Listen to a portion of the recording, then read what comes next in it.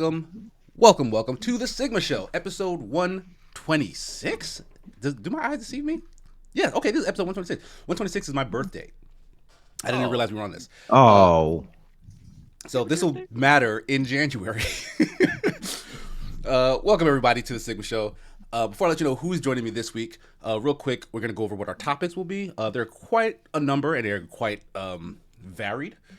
First off, A24, the kind of art house movie studio that has not had a miss in quite some time, is apparently helping Hideo Kojima with his Death Stranding movie. So that's a very interesting announcement. We'll talk about, I guess, maybe what we can expect. After that, we've gotten official word from Naughty Dog that The Last of Us Online is canceled. They will no longer be working on the game, and they give some reasons for it. We'll, dissect that and what we think about that news. And finally, the ESA have announced that E3 is officially dead. They will no longer be running the yearly gaming convention or trade show. And basically, what is a world post E3? We will get into it if we have time, because we have a supersized show today. 5 guests, 4 guests if you don't include me, because I'm pretty much here every time. Starting with Cortez Washington, aka Black Lumberjack. Yes. Thank you again, Casey, for having me on. Yes, it is me, your third favorite Washington, behind Denzel and Carrie. Yes, Cortez Washington, co-host of the Unapologetically Black Gaming Podcast. And I'm so glad to be here, and just ready to talk about all things video games. And I'm sorry, E3, that you died. All you had to do was follow the damn train, E3. That's all you had to do. Also joining us, Rachel Kaiser. Hi everyone, I'm back. It's my fault the show is so crowded. I kind of snuck in at the last minute. No, we love to have you here. I actually asked you before, someone on this this show, and we won't say who, just so we probably can have me. some He asked me last night during a gaming had session. I was like, something feels strange about this. I feel like I was like, the sixth man. We don't need to let people know how the Okay. cake No, is baked. it's my fault. I'm having people over tomorrow, and I was also wrapping Christmas presents, so I just didn't have I wasn't looking at my phone for most of the day, and then I check at 9 o'clock at night. I was like, that's a message from Casey, and also several messages from my family members. But yeah, so hello everyone, and I'm pleased to announce that I have already made an Old Yeller reference with regards to E3. I saw. Also joining us, Rexicon Jesse. That's me. I don't have anything special to say, but hi. Ooh, bless you. Pardon me. And finally, Superman Jeff. Hey, what's going on? Yep. Just glad to be back. Good morning, everybody. Nice. Welcome, everyone. Glad to have you, regardless of the order that I asked you to show up on the show. What's up, chat? I see a bunch of folks here bright and early. Much appreciated. We're going to jump right into things. Usually we talk about what we've been playing, what we've been watching, what we've been doing. Feel free to go kind of avant-garde with this, but we will try to keep the length in control because there are 5 of us, and we do have 3 topics. So there's a chance we may not get to the final one, but let's just see where this goes. Anybody kind of sitting on something that they want to talk about desperately? It's like, I've been meaning to talk to someone about XYZ. No? I mean, I'll just say an ad just started running on your channel, Casey. So I don't know if that's just me or it could just be I have me. it too. For crap. I mean, there's nothing I can do about that. I think didn't there know is something that I can was do about that. Yeah, it's like Twitch decides the thing. I think And I it's can like- go and tweak it somehow. It's like 3 out of 5 already played, so there's 2 more ads coming too. Oh well. Yeah, Just figured I'd let you know, just in case there were other people who couldn't hear what we were saying. that's why they I subscribe, I guess. Yeah, that's I guess it's incentive to subscribe, but also the podcast version doesn't deal with that. Okay. Oh, that's true. So we're gonna just push through. Sorry for the ads. Twitch got to get paid. Mm-hmm. They gotta get that money. I guess guess the only people who can't hear you apologize are the ones that are currently suffering through it. Ads. Well, maybe they should subscribe. I mean, I don't. How would they? I don't know how. I don't know how. It's They don't helpful. know. I guess I'll just say that I kind of blew off Casey last weekend because I went to an anime convention, which I told him about earlier. I don't know if I'm allowed to show it on stream, but I did get I will like flash the like very ends of it, the handles, just so you guys can see. I got replicas of Ebony and Ivory, Dante's guns, which feels especially appropriate while talking to you, Casey. Yeah, we just got the go ahead to bring back the Devil May Cry streams, and we played our first episode of Devil May Cry 2, which is an incredibly easy game. I was not expecting that. Yep. Yeah. Like boringly easy Devil May Cry 2. There's a reason it's the black sheep of the series. Right. Insane. But and it's really, it's all about the guns in that game, so it's very. It is, yeah. Very poignant. I wanted to get Scarborough Fair, but the merch station that I went to did not have Scarborough Fair, unfortunately. But I will keep looking. I don't know. Maybe if they figured, 3D printing 4 guns instead of just 2 was too much work for them. I don't know. But yeah, so that was my last weekend, and I won't necessarily get into what I've been playing because I'm mostly just working on finishing up my end of year wrap up list, which it's gonna have 90 games on it. That's a lot. Damn. Yes. All this year. All this year, yeah. It's My been God. a really big year. Damn. I had 70 last year, and so this is like the last 2 weeks of the year are just gonna be like, yeah, that's gonna be my life for the next 2 weeks, is just trying to make sure I have all the everything, like I've played enough of every game to be able to put it in the ranking. And you're I going to rank every one of them. game. Yeah, all of them are ranked, and because that's what I did last year, and it was a lot of fun, and it made me feel like I got something out of every game that I played. Excuse me, my allergies. But yeah, No worries. so I don't. So I think that's how I like to wrap the. I've decided that's how I like to wrap the year up, and the only problem is like I still haven't gotten every major game. There's still some that I'm having to leave out because I don't have time to play them. Mm-hmm. Wait, so how close to the bottom is Batman Arkham? We're not quite Batman Knights or whatever. Oh, that was a couple. Well, that was last year, but I think it was 2022. Dang. Yeah. I I can actually tell you. So let me look that up. I thought that was early this year. Ugh. It does. It definitely blurs together. Like there's stuff that has released this year that I was positive was like at least a year or two ago. Yeah. That's so funny. Gotham Knights was 59 on the list. Dang. Last year, but That's pretty. That's pretty low. I didn't finish it. I didn't even and I was reviewing it. I still didn't finish it because I was like, I don't like this. I don't enjoy this. But anyway, that is it for me. Okay. Anybody else have some stuff to get through? Uh, Games, some TV shows. So, sorry. So I recently just one thing I like to do is I like to go against the wave. I like to go against the hype train. So when people are hyping games up, I'm like, I'm not gonna buy it right now. So just speaking of that, I have recently dived into Ghost of Tsushima, and man, let me tell you, god damn, that's an amazing game. It is so I haven't felt so immersed in a game since playing Skyrim. Since the first time I played Skyrim. Okay. And I didn't realize how much I missed that. And so I've been playing that. That's been great. I've been bouncing off of that with I really love the Ascent. I don't know if anybody played that when it first came out. That's that isometric top-down shooter. Yes, Cyberpunk. Yeah. Has a better Cyberpunk environment than Cyberpunk 2077. And if you play it, you'll see that is is saying something. But that's one of the main things that even when that game came out broken, folks was like, you know what, this is a good ass city. Yeah, it is.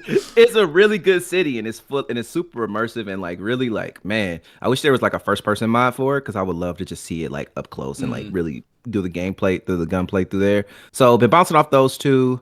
That's been really good. I did get myself in a stump or a downward feeling of man, I haven't played any new games this year, any games that came out. And yes, I did. I actually did. I played Liza P. That was great. I bounced off that. Saints Row, I played that, and I stopped playing that, which is understandable. That sounds right. Yeah. I'm surprised you bounced off of Liza P. Are you usually not a Souls game fan or a ADHD? Okay, that's fair. That's fair Yeah. enough. So it's not that I don't like it. Like Uh-huh. it's really fun. I want to bounce back into it, but I know how much time I got to commit, and like for me, it's like if I know I got to commit time, I like rank like its importance in comparison to like other random shit. So I 100% understand that. so I bounced off of that, and then once I get off of it, it's like 80 with my brain. Once I get off of it, I'm off of it. Like for example, I was like addicted to like these like snacks I used to get, and I ate them for like 3 months straight, and then I stopped eating them for a month, and now I hate them. They're the worst thing ever. I did that with pineapples. Yeah, so, yeah. I fully ruined pineapples for me as a kid because I just would not stop eating them. But yeah, that's what.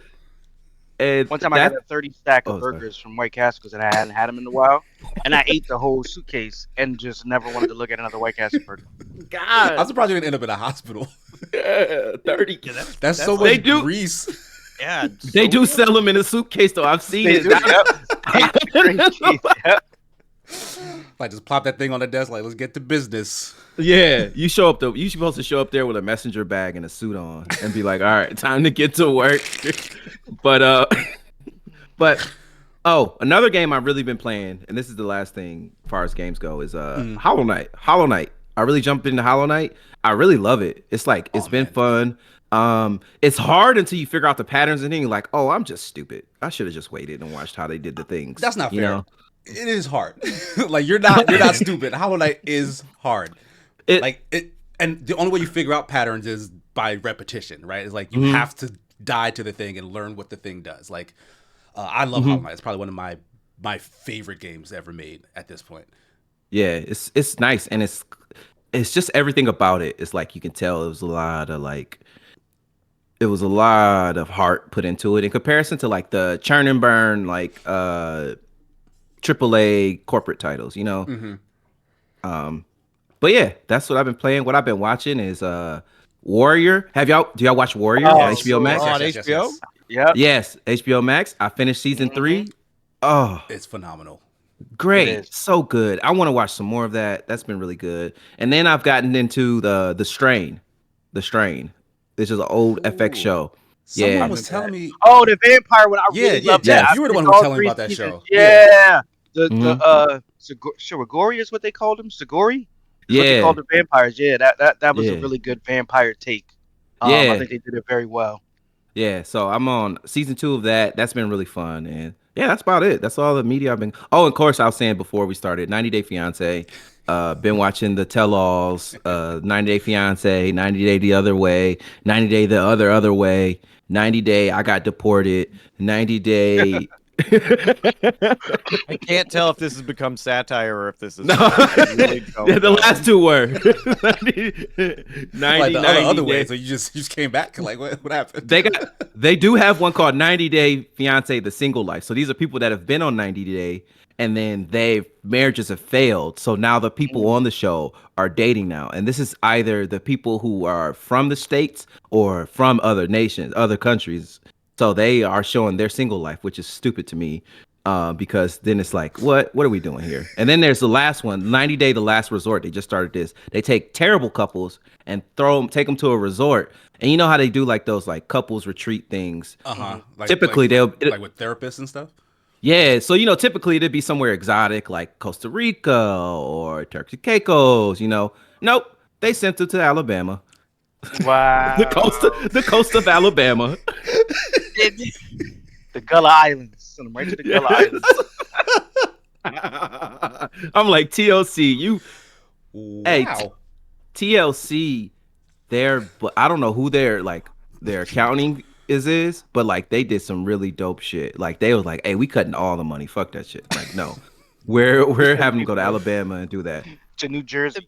Beautiful like exotic location of Orange City, Alabama. Oh my God. Or Gulfport, Alabama. Yes. So yeah, that's what I've been consuming. And then my Google Home just turned on, so I got to deal with that now.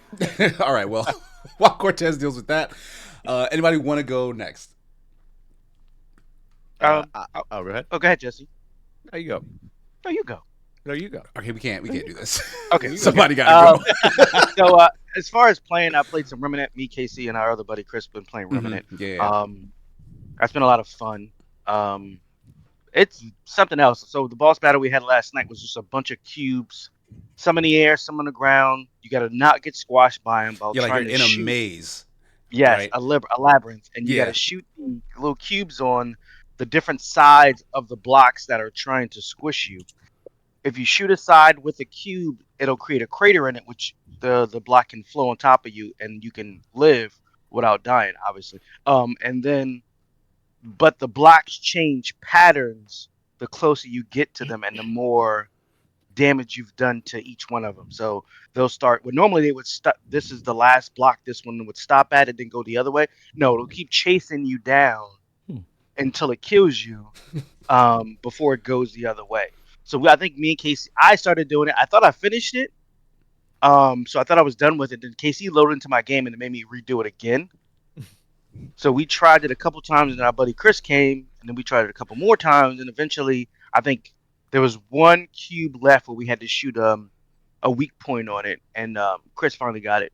But that game is so fun. Like, I thought that was such a unique boss mechanic to just drop inside of a third person Souls-like shooter, to where it was like, oh, okay, I was expecting just a boss to drop out. We got to shoot it.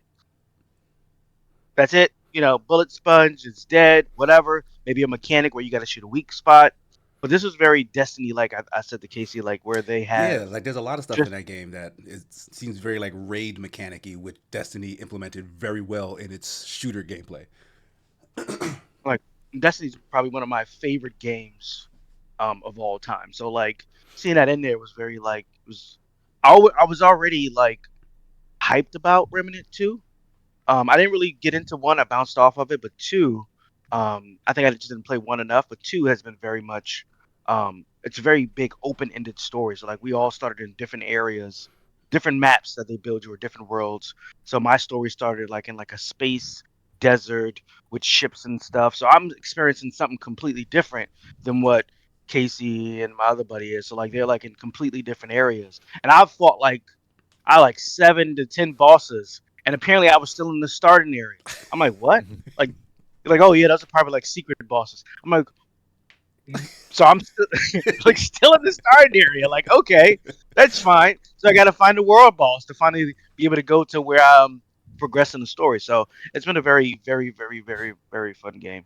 Aside from playing, I've been playing Fortnite new season, no build mode. They dropped the Ninja Turtles, all 4 turtles. And April now. They dropped the weapons with them, and they look. They're kind of muscular. I haven't seen the April character model. Is it like 80s cartoon April? Yeah, okay. A little more modern-ish, like 90s looking, like the way she's dressed. Okay, like I think I know this. Wait, like the turtles, are they like that too? Like with they don't have pupils in their eyes, or is it like the cowabunga ass turtles? I think it's they don't have the pupils. Okay, yeah, that's but more. They're kind of muscular. Yeah, that's the more 90s. Yeah. Okay. So like that 90s cartoon, I think it was, which was on Nickelodeon right before. No, that's not the 90s ones. That was more like 2000s, if I'm not mistaken, like 2000. Yeah. Nickelodeon 2020. Yeah. And they've been reintegrated. Yeah. They look great. Like I had a ton of fun. The new season's been a lot of fun. They've made it more not luck based, but also like previously when you picked up a weapon, you knew how it behaved. Now they have weapons you pick up that have different mod attachments. It might have a different scope on it. Might be the same weapon, different scope, different barrel, different recoil. So you definitely have to like be ready to use whatever you pick up. But I love the turtles. The turtles, they've been not teased, but kind of leaked that they were coming since last year, and they finally came in. And I bought like the whole 4-pack, like the turtles. All the weapons. Let me get them all. Because, I don't want to play it. If I'm on a team with somebody, I don't want to play as the same turtle they're playing as. I want to have options. I want to switch to another turtle. You know what I'm saying? You spend a lot of money, because I just had to hop in for a collab stream I did with Iker Steen. Shout out to Iker Steen. But I hopped in. I haven't played Fortnite since 2016. And so I'm hopping in like, what is this place? Now I just realized it's just a hub. It's just a hub. Mm-hmm. Yeah. And I need to. And I need to take a step back as an old man and be like, it's a hub, rather than being like, I've never fought. What's this? Well, so. But yeah, those skins are expensive, man. It was like it was so it was a bundle. So you could buy each individual turtle for 1,500, or you get all four for 30. So it's 1,500 or 30, 3,000. So it was like, 3,000. it was a no brainer. So it was like I Mm. might as well just spend 3,000 to get four turtles instead of one for half the price or two for, the I same mean, price. yeah, So I as just a got all. bundle, I guess, but Yeah, that is it a was, significant it amount of money. was, Yeah. it is. But But to in be my honest, defense, I'm looking at the skins now. Like these are kind of hmm sick. hmm Yeah, they really nice.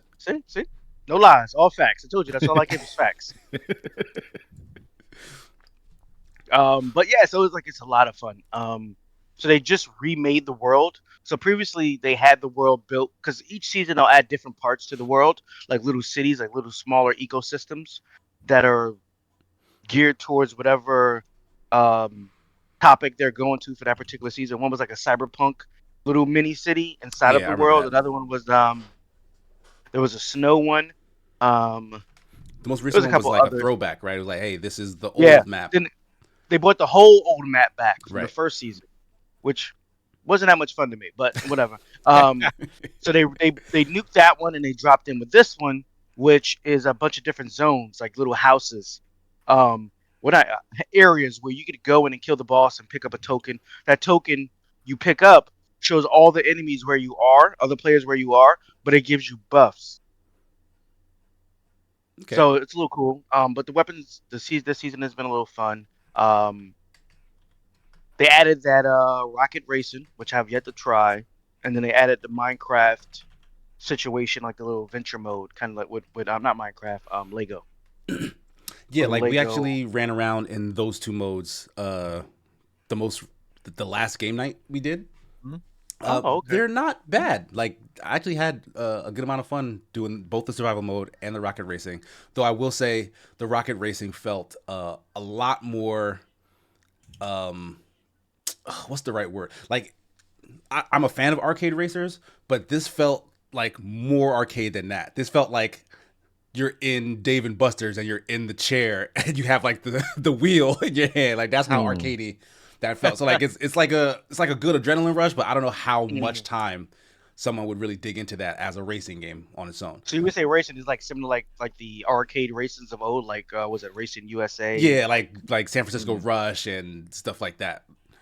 Okay, I'll have to give it a go. And then DJ is right. There was the jungle with the Transformers, which I also enjoyed. I got Optimus Prime and I got Optimus Primal.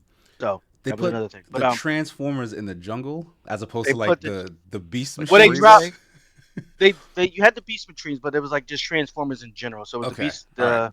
the because I had Optimus Primal, there was Optimus. They had like little ruins. It was kind of like a uh in the movie where they found that ruin of the Hawk or whatever that was that had the little prism in there. It was kind of similar, like geared towards that. Like, oh, these are the Okay, ruins just full on where things tie-in are. with Right. the latest Yeah. Transformers movie. Okay. But that was fun. Enough about what I've played. Oh, I did tinker with God of War, which Lampy mentioned with the Valhalla free DLC. That's been a Mm. lot of fun. It is pretty difficult, but it is a lot of fun.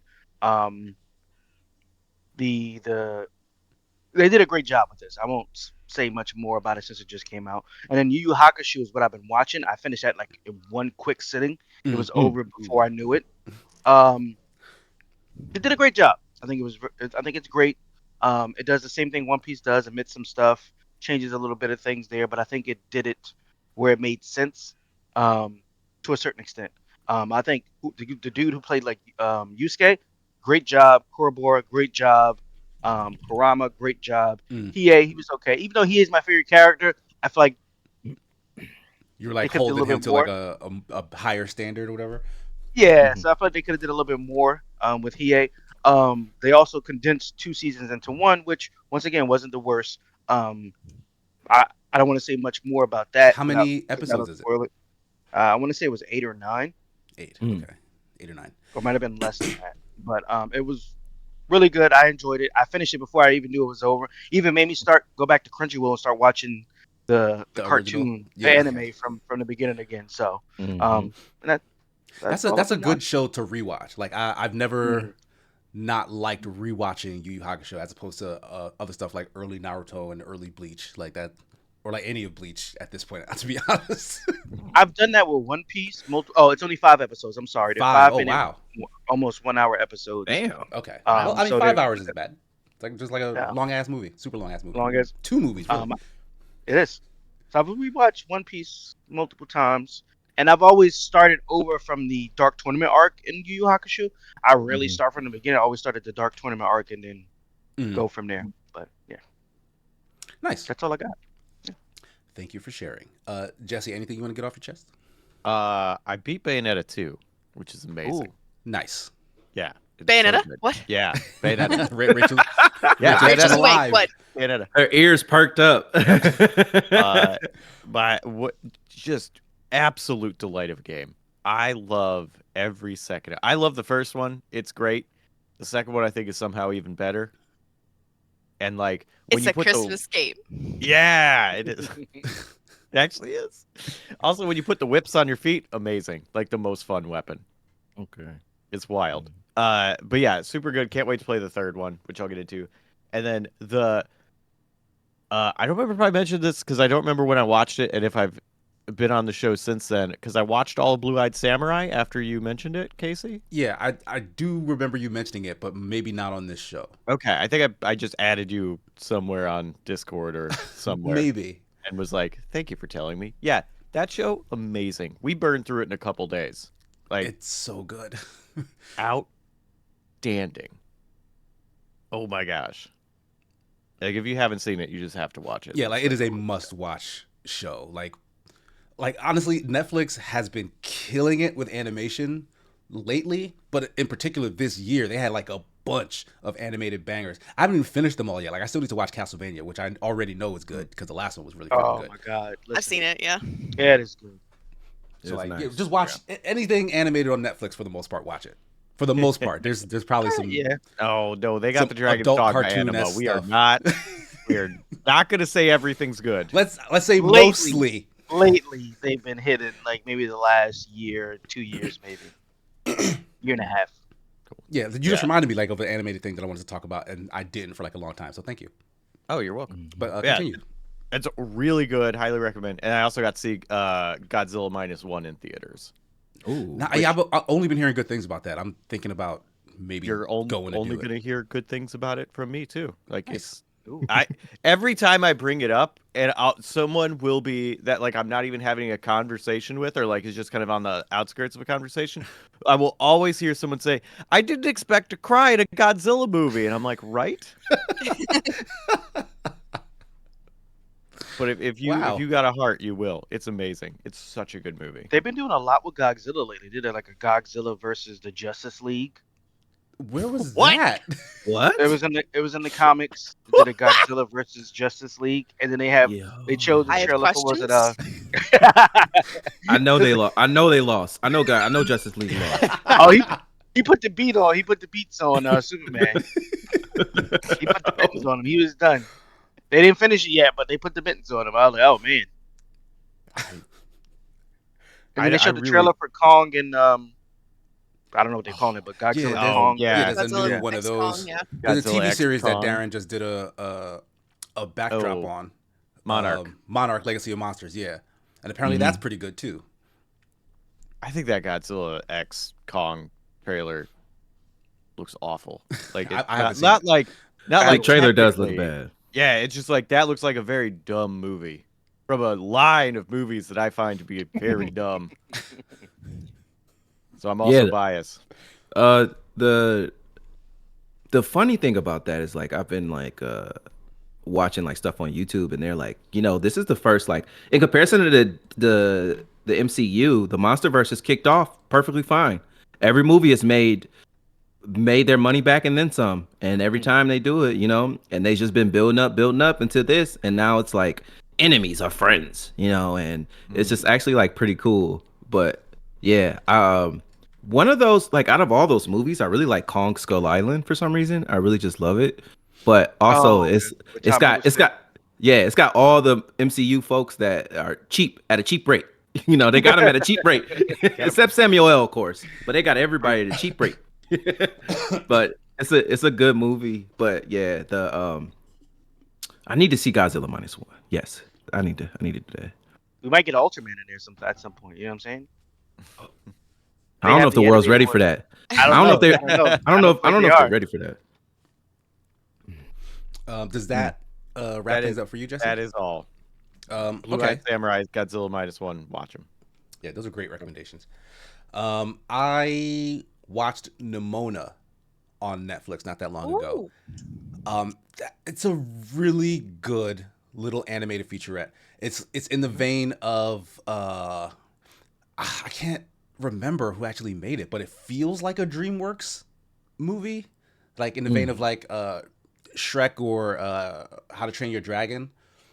Like it's set in like a futuristic version of a medieval kingdom, right? It's like Mhm. take knights and sorcery and stuff, but then like advance them to the point where like they are now technologically advanced. But it also works in like this sort of like it's a really cool mix of dystopian cyberpunk and medieval whatever, which is like I'm so sick of medieval stories, but if you cyberpunkify it, I can deal with that, right? Like having those two things clash and work together.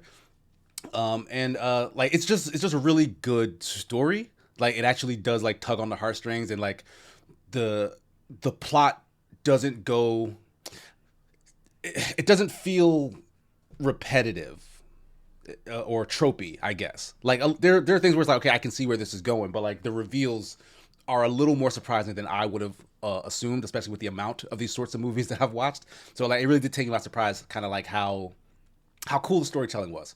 And the characters are like generally not who you would have be front facing in these sorts of movies. So like I really really enjoyed it quite a bit. But that was some time ago, and I completely forgot about it. So that's another thing, I guess. Like it didn't really have a bunch of lasting appeal in that way. But if you're thinking about checking out a movie like that, definitely give it a try. I also started MF Ghost, which is the continuation of the Initial D street racing anime series. Initial D like left a weirdly huge impression on me when I first saw it, like as a early college student or whatever. Like I have the the the diecast model of the car sitting on the shelf back here, the 86 Hachiroku, and MF Ghost, like it jumps back into this sort of like very high level car culture information dump. Like it's like if you know a lot about cars, I'm sure you can appreciate most of what's going on. But if you don't know a lot about cars, you can be awed by the information that you get. You can be like, okay, I didn't know that that's how that worked in racing, or I didn't know that that's how cars function. Because like they go to great lengths to explain that stuff to you. Sorry, my phone is like Mhm. ringing back here.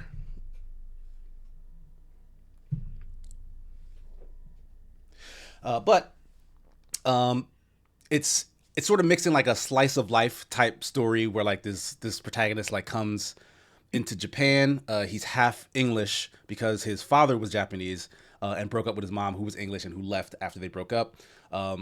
He never met his father. His mom died, so he's basically back in Japan to like find his father. But also, he's just a street racer. Like he went to like this prestigious English racing school, and so while he searches for his father, he's just gonna check out the local racing scene, and just so happens to be better than every freaking person on the scene as far as they can tell right now. So it's just cool. It's just a cool setup to like show like really like amazing like car visuals and like racetrack scenes and whatnot. And so I'm really digging it. Like I burned through like the first 4 episodes already, and I've been wanting to watch more of it, but like other stuff has come up in the way. But one thing that came up is the Doctor Who specials. I saw like the very end of the first one because my fiance had watched it, but she didn't know that there were two more.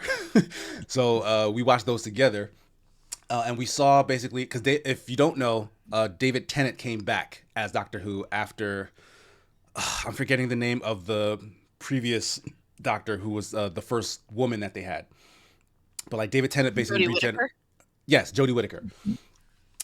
David Tennant basically came back, which is like that breaks the rules of Doctor Who. If you know anything about Doctor Who, like every time he regenerates, it's supposed to be a new person. But for the first time ever, David Tennant came back, and meta speaking, it's probably because folks were not happy about the Jodie Whittaker run, and they're trying to like appease fans because David Tennant was like a fan favorite, right? So David Tennant's in the first couple of specials, but David Tennant is basically making way for the new Doctor, who's going to be Ncuti Gatwa. If you don't know, is the Eric from Sex Education. If you've seen that show, one of my favorite shows on Netflix. Period. I'm a big fan of Ncuti Gatwa, and when I won't spoil anything, but when he appears on Doctor Who, he makes a great impression. Like he's like full of personality, and I cannot wait to see him doing like doctor-y stuff solo. Like this is gonna be the first season that I just watch. Like, cause I kind of just come in whenever my fiance's watching it because she binges everything. I told her like, hey, I want to watch this season. Don't watch it without me. Oh, you're pulling that card. Yeah, Nice. because she does that to me all the time. Like this one, I want to watch it. Okay, so wait for me. Though I will say, again, this is a little bit of a spoiler, but they break another rule with the Doctor in that Gatwa's not the only one right now. Like they didn't kind of send Tennant away again. Like he's still technically there. There are two Doctors at present, and though Tennant's not the focus, it does feel a little bit like they're hedging their bets on like, well, if the fan base doesn't take to this new Doctor, then at the very least we still have Tennant to bring in and like help with either ratings or sentiment or something like that. And that feels like the same sort of BS that gets pulled when Rachel, you've talked about this before, where like instead of just having a female protagonist, for example, it's like, well, let's split the difference. Like now they're twins, or now you can choose between one or Assassin's the Creed other. thing. Right. Yeah. Yeah. Like it feels a little like that, where it's like, all right, well, instead of just having a black gay led Doctor, let's have it be a backup to the Doctor that you all know and love, David Tennant, right? So I have faith that Ncuti Gatwa can carry a series like this. Like he's super personable. The problem is, and I think this is a problem that happened with the Jodie Whittaker season as well, is that the writers may not know how to write for a non-white man, and like they'll put him in situations that just kind of don't ring true. And I don't know, like it's really wait and see to this. Like there's one more special, I think, like the Christmas special, which is usually the Doctor like on his own. He usually doesn't have a sidekick with him. Like I have no idea who Gatwa's sidekick is going to be. But I'm excited to see him just run rampant as a Doctor in the Christmas special that's coming up soon. So I've seen yeah. clips of him as the Doctor, Mhm. and I'm not going to spoil anything, but from what I've seen, I love his Doctor very much. More so than I would say probably more than I liked like Matt Smith as the Doctor. Just throwing that out was there. a good one too. Yeah. Yeah. Yeah, I feel like he had like Gatwa had like if you've watched him in Sex Education, like you know like his persona, like because he's an actor who kind of plays himself as opposed to like turning into a character. Like he has a lot of personality, and he had that on full display the second he was on screen. So I know he's like itching to kind of like make his mark in that role, and I cannot wait to see him try to do that. It's always cute watching British actors who appear on Doctor Who geek out about Doctor Who. Right. It's like clearly this is a series that they grew up with, and they're all incredibly enthusiastic about it. I've never seen an actor who was on Doctor Who wasn't enthusiastic about it. So I mean, like I've not cared about Doctor Who that much, but this has made like that actor has made me care about Doctor Who to that point. Like I've been generally liking it and getting more and more affectionate to it because of my fiance's binging, but like this change of scenery, we'll say, has definitely got me actually excited. So that's cool. In terms of stuff I've been playing, I actually put a couple of hours into that new Metroidvania cookie cutter. If you haven't seen it, it's like kind of it's a hand-drawn animated like super ultra violent like action platformer Metroidvania. I when I first saw it, because it's been making the rounds on Twitter for like years, honestly. But when I first saw it, I was like, oh, like this animation is like really smooth, and like the moves look cool, and the combat looks cool. But it has this sort of like 90s grunge like punk rock aesthetic. Like I think of it as like Ren and Stimpy, where it's like, look, I want to push the boundaries in terms of censorship in the medium that I'm in right now. and I've never really been a fan of that, of like aiming for shock value essentially. And like it has, like, it's gratuitous. I don't think it's like obscene or anything, but like it's clearly trying to like, it's clearly trying to shock you in certain ways. It was like it just has gross sorts of like death animations for certain enemies. It's like it plays around with like nudity a little bit. Like it's not like they don't actually do it. But like, for example, like the main character is an android. And it's a female presenting android or whatnot, but for whatever reason, almost every animation of movement has gratuitous upskirts for this character. And it's like, that's fully unnecessary, but I guess they're doing it because that will grab people's attention. And like there's just scenes where like stuff is just getting like beaten into the ground and like brutalized and whatnot. And it's supposed to be for shock value. Like, oh, this is so horrid, this is so over the top. And like it, like I don't know, I feel numb to that. I just feel like this energy could have been given to something else.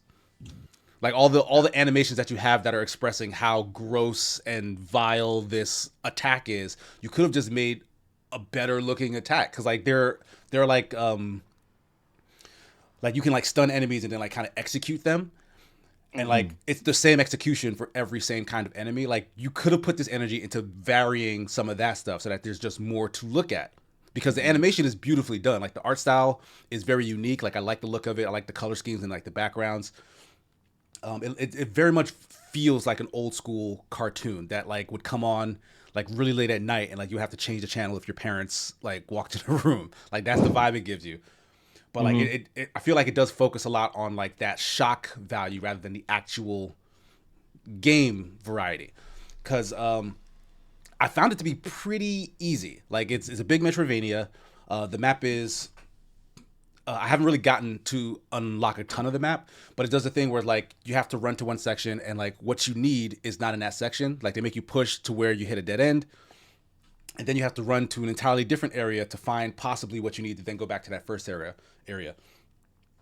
And that's kind of just annoying. Like I wish there was more that I could explore and see before being hit with like immediate brick walls. Like stop stunting my progress to let me know that I'll be able to come back later. Like I know that that's a trope of Metroidvanias, but like to do it this early and often is like, at least give me like 4 or 5 paths, or at least a straight shot to like the next area before you start telling me I can't go somewhere when I've only just started to explore that area.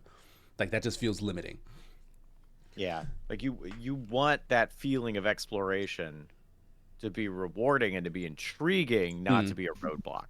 Right. It feels a lot more like a roadblock than it is like, oh, I'm discovering things. And yeah, like it's pretty easy. For some reason, I saw people online complaining to the devs that the parry window in that game was like very, very tight, and like they were hoping that it would be patched to correct it. And the devs responded by saying like, well, the parry is like very strong in the game. If we made it any easier, then like basically the entire game would be too easy. Therefore, it's tight for a reason. Get good. Right. So I was like, oh, I found that intriguing. When I tried the parry in that game, like it is very strong. You can kill pretty much everything in 1 or 2 hits after you get a successful parry, but it's not that hard to do, at least where I'm at now. So like I'm trying to test that theory. The game is not hard. Like even if I ignore parries, I can beat the crap out of pretty much everything with little issue, but parries definitely makes it like fully trivial, the combat. And like it is not that hard to do, at least not yet. And like I said, I only played like maybe 2 hours so far.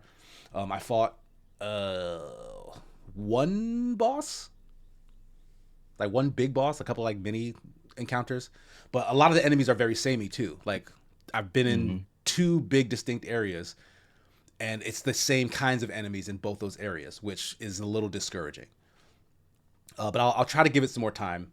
There's other stuff I want to put my time into, and it sucks that Cookie Cutter hasn't like grabbed me so far. Because it has the look of something that should, but it hasn't. So that sucks. Outside of that, I don't know. I also booted back up 30XX. Like I played this for a Hidden Gems forever ago. It's like a roguelike Mega Man X inspired roguelike platformer, action platformer, and it's just fun as hell. Like I really just missed the feel of it, so I just randomly I saw it sitting on my desktop. I was like, hey, let me just boot this up real fast, and like I played a couple of rounds, and like I really like that game. Like I really like 30XX. It's fun as hell, and that's all I got to say really. A tight. I was gonna say a tight game with tight mechanics and something like that would really always bring you back. Yeah. Yeah, it doesn't matter what game it is, doesn't matter how old it is. If it's something that feels good, you're gonna come back to it whether you want to or not. True. Talent Bradford was asking what game was this. If you're talking about the one that I was a little disappointed by, that was Cookie Cutter. Sorry if I didn't mention it enough, but that was Cookie Cutter. But on that note, we're gonna go ahead and move on to our first topic, Death Stranding. The Hideo Kojima game is now going to be an A24 movie with Kojima's input. We all know that this man has been in love with movies since he was a wee lad, and he is still in love with movies, very much so. In love with movie stars as well. Like he just loves everything about movies, even though he's a acclaimed video game creator. So with this being like Kojima's first stab at movie making, along with the help of A24, an art house indie studio team who have just had hit after hit after hit. Like they famously are the studio behind Everything Everywhere All at Once, which won, I believe, the Best Picture Oscar the year it came out.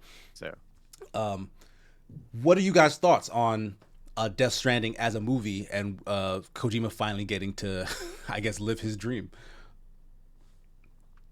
Shit, hey, shouts out to him. We salute a king. I don't know what other accolades I can give him. I mean, he's the GOAT. So it's like, of course he's gonna try different mediums. I personally hope that the transition is seamless, and that he's able to get the ability to have the creative control that like he deserves. Because I mean, with a lot of movie studios, like they'll be like, yeah, we're making a video game movie, and then they'll just like do what they want and not really like try to encapsulate what the original vision was or original intent was. But A24 is one of those studios where it's like, yeah, we gonna let you do what you want to do. They don't seem like they're ones that interfere or really interject with somebody, especially with Hideo Kojima. Like it's already like gonna make $500,000 just because Hideo's attached to it, and that's point blank period. But I think one thing that's going to be interesting is like I've never played Death Stranding, but I've seen people talk about Death Stranding, and it seems like a very much a movie game, like a game that would be great for a movie. Hopefully not too long. Hopefully you don't do it like how you did the Metal Gear Solid 4 cutscenes where like I heard very much made up of cutscenes.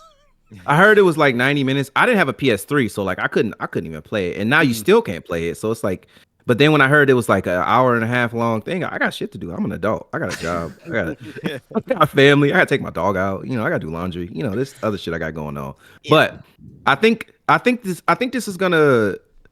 I think it's gonna be pretty good. I don't think it's gonna be amazing. It's definitely not gonna be amazing, but I think it's gonna be really good. The one thing I'm worried about is the script. It's like who's gonna write it? Who's gonna help Hideo write it? And how are they gonna really encapsulate that? But all in all, I mean, that's an important point.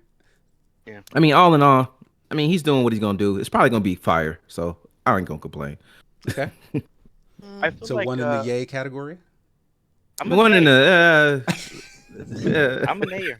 Put me down for a nay, honestly. Okay. Who's gonna play Norman Reedus?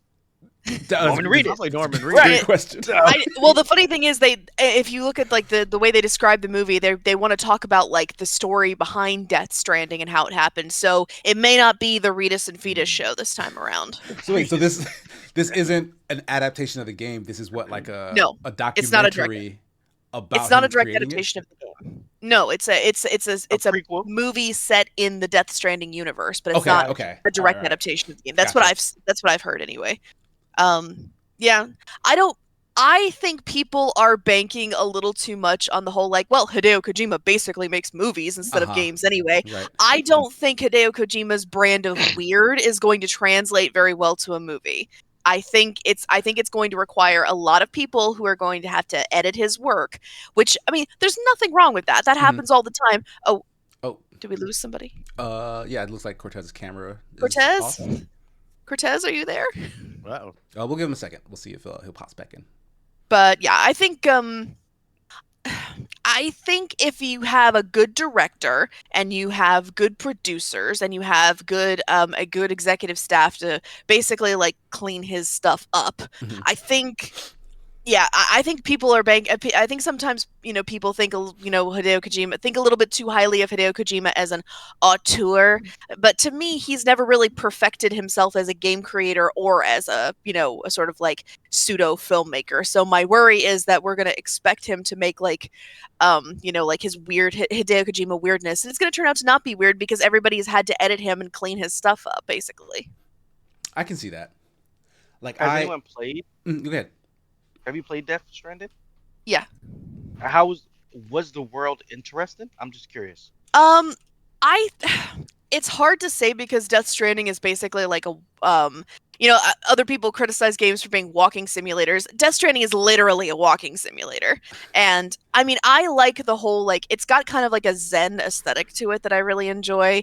And this is not me saying that there is like Hideo Kojima can't make games. He can make games. He can make really interesting and weird games that nobody else in the world would ever dream of making. But my, like I said, my concern is just that everyone says, well, they're basically movies, but that doesn't mean they're going to translate into movies well. So, but I did like the strangeness of the of Death Stranding's world. I actually, pushing myself to say something positive here. I'm sorry, the sun is basically rapturing me at this moment. Helios is taking me away. Yeah, I think that if you're going with the whole, we're gonna, oh no, Cortez, no. Oh no. We'll see if he pops back in.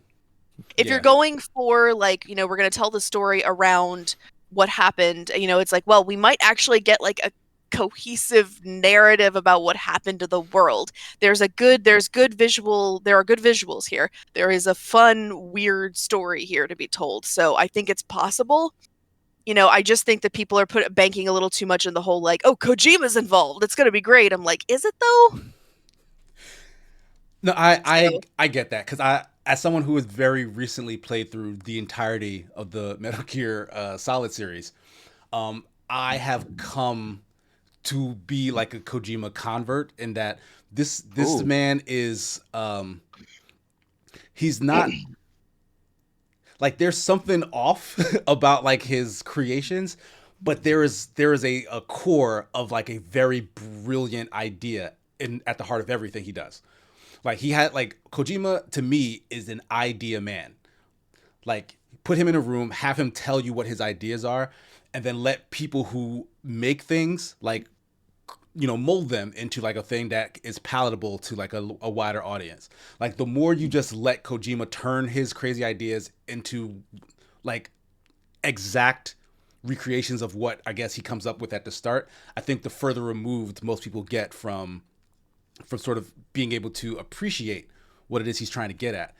With Death Stranding, like, it seems like, yeah, like that idea put a lot of people off, but the core of it, once people actually played it, like the people who gave it a chance, I do think got to understand what he was getting at. Like, his whole, it's a Strand game. Like, he wants to basically talk about like the connections between people and like a world that's kind of like fractured and broken apart. Like, I really like and during the pandemic, that felt more relevant than ever. Yeah, exactly. And he's done that before. Like, the whole social media apocalypse thing is a topic that he talked about in Metal Gear Solid 2. And I was shocked reading all the text in that game of how accurately he was predicting all the crap that we were dealing with right in this moment. So like, I do believe that he is like a brilliant creator. Like, all of his accolades are very much earned, but he definitely does need someone who kind of knows him and knows the rest of the world to be like, hey, not that, but yes, that. And like, I don't know if A24 has people like that. I don't know if they're going to just give him carte blanche to just do anything and everything he wants. Like, I don't know if like they hold him to the regard that some other folks do and just attribute Kojima to just full out genius, and like just let him, wind him up, let him go, and we'll get gold, because that's what he tends to do. Like, I don't think that's what he tends to do. I think he has people on his team who help him out quite a bit. Right. And the more Yeah. autonomy he gets, like the further away. Like I feel like he kind of lucked out with Death Stranding. Death Stranding could have been a bomb, but like there was Cortez! probably Cortez is back. We are back. Look, hey, Yeah. I don't know what happened. As soon as I said I was going to support Hideo Kojima, everything just cut out. We've been talking was shit like, about nope. Kojima ever since Yeah, you I was left. like, nope. Your word, damn. You missed it. Oh no. I love it. So now I'm like hooked up through my phone. I don't know what's going on with my computer, but it's okay. Yeah, we it's we still in business. Yeah, appreciate the hustle. We're here with you. He's back.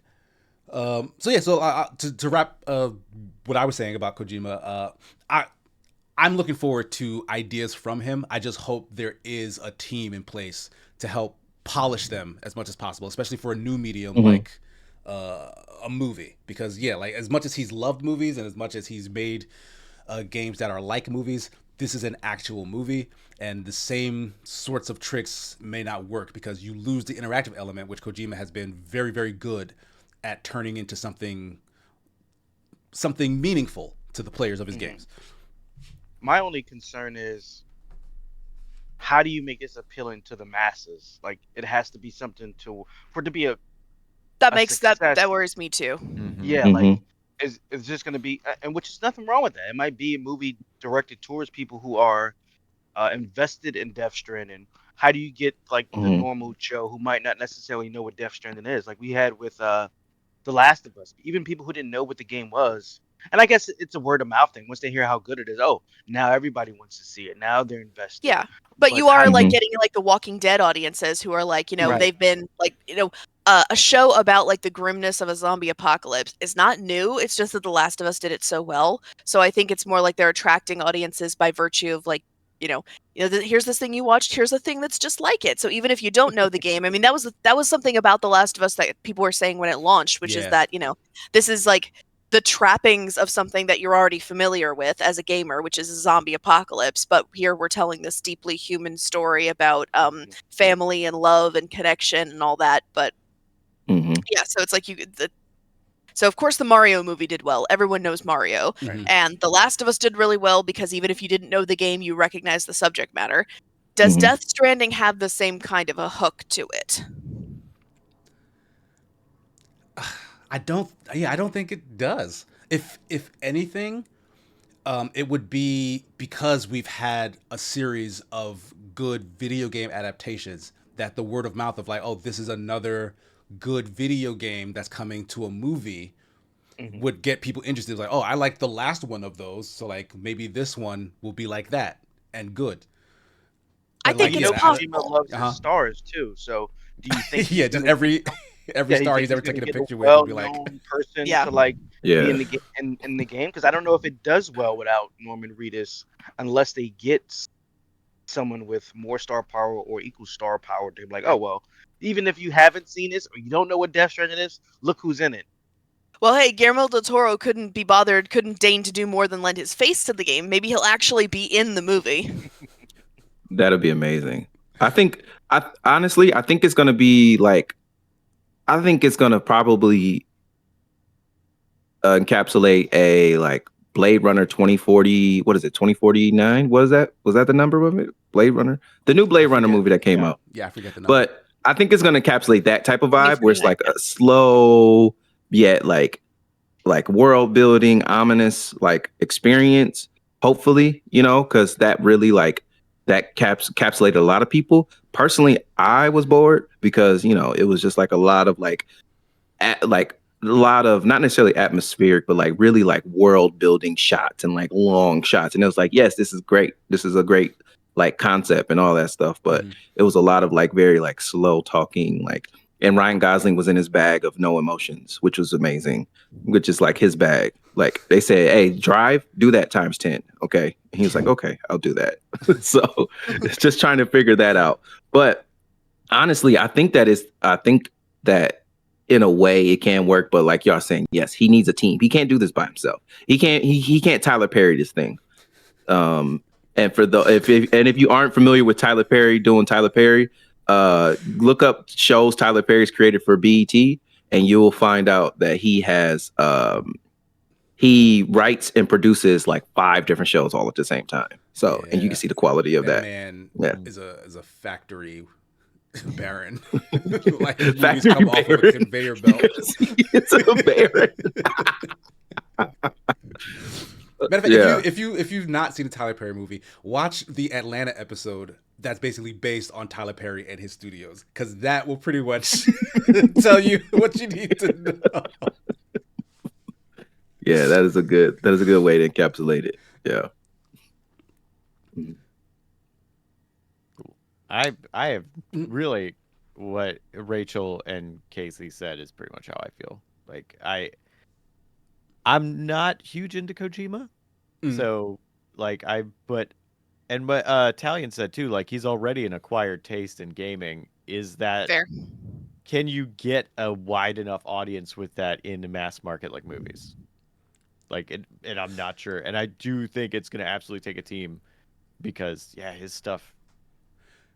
I mean, it's really, not the got Metal good Gear ideas. Solid series like a well-known big mainstream series? No, like Outside of gaming, I'd say no. outside of gaming, no.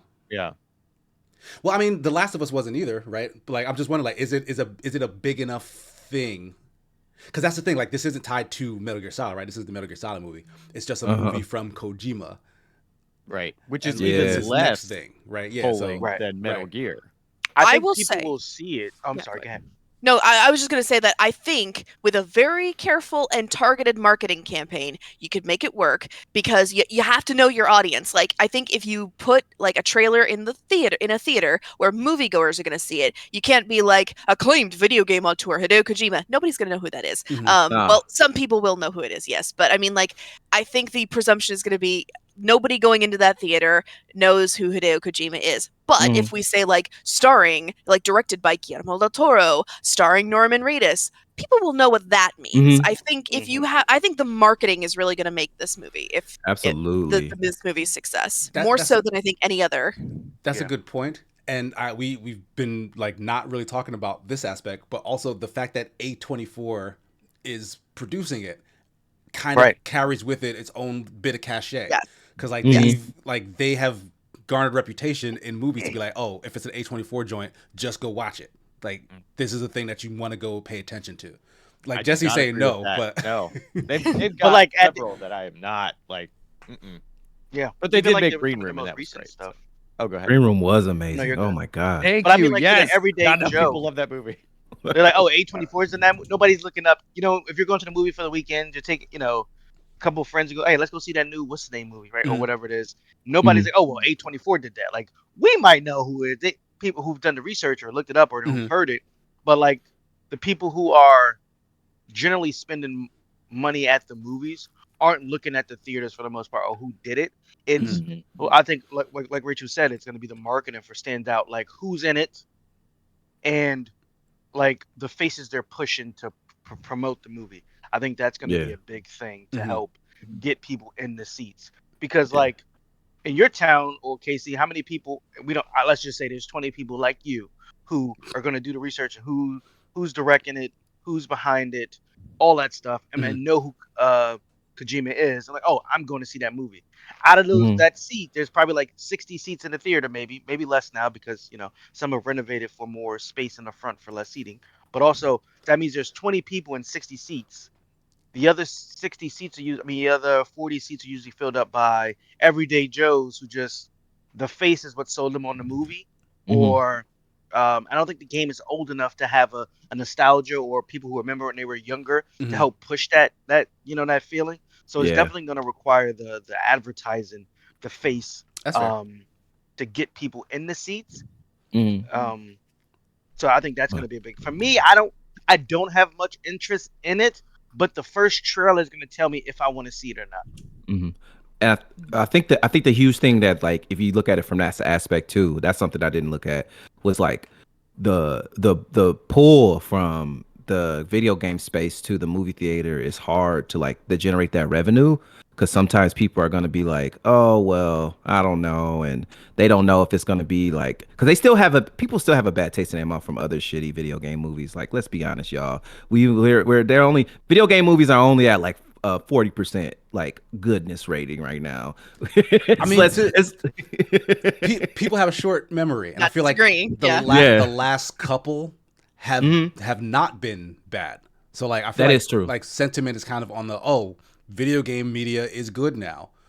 Like the last several adaptations have been good. I can't think of like what was the most recent like actually like very terrible one that was like, oh, this is a travesty.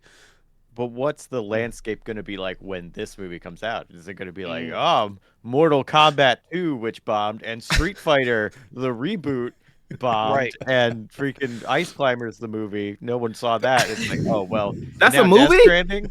Guys, Climbers. In 2026, yeah. it'll be a Okay. sure. But like, it's at a disadvantage that it depends on other movies. You know what I'm saying? Oh, that last video game movie, without it being on its own, like its own standard. Yeah.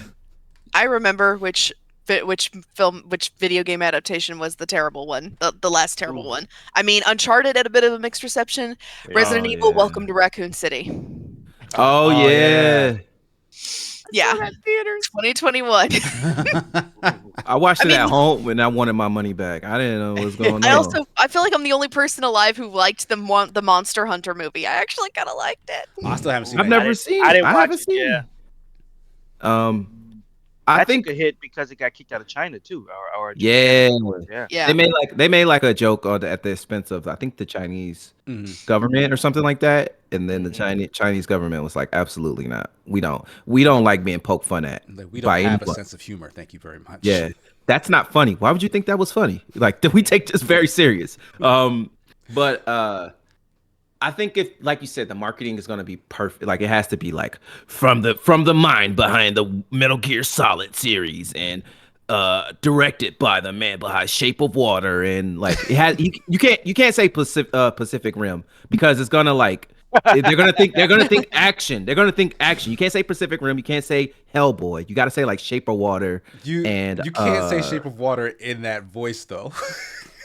Like in that movie announcer. Critically acclaimed movie. Heart From like the director of The Shape of Water. Yeah. Yeah, that's more of like, sorry, Yeah. motorcycle going outside. Yeah. Kojima!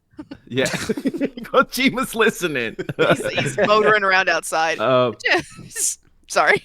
Yeah. I'm being silly. I think if like I think this movie's gonna be long as shit. It shouldn't be, but it's gonna be 3 hours. It's gonna be 3 hours, like on some Doom shit. Like nobody unnecessary. controls it that much. Yeah, unnecessary. And it's gonna be like, and then he's gonna be like, oh, the extended version's 5 hours. It's like nobody wants to watch that shit. Like, and it's gonna be hard to, just cause like what the, the Kojima cut. That's what's gonna be the Kojima cut. The director's cut. Yep. The Kojima cut, and it's gonna be something that like, cause like.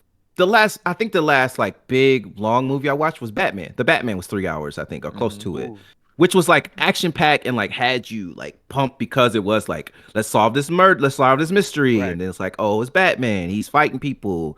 Will they, won't they? Between him and Selena Kyle, all that stuff. But like, from what I've seen of Death Stranding, it's just a man in a suit walking across the field, with different. Yeah, that's the game part, right? Like that's the game part. It's also chock full of cutscenes, and that's the story part, right? So that's what they're trying to adapt.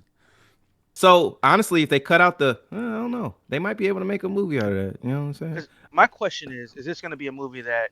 So usually movies are determined by that opening weekend, how it does that opening weekend. Mm-hmm. If it has a soft opening weekend, then usually word of mouth of how good the movie is will strengthen the next weekend. Mm-hmm. Usually some movies will have a big opening weekend because the movie's new, nobody's heard of, nobody's seen it yet, and then word of mouth gets out and it drops next weekend, and that's considered a failure. Like, is this going to be a movie that once word of mouth gets out, people are going to then go and see, or are people going to go and see it and sustain that week over week, or is it going to drop off?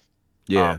So those are my questions for it. Like, and I guess we won't get those answers until the movie comes out, which maybe 2027.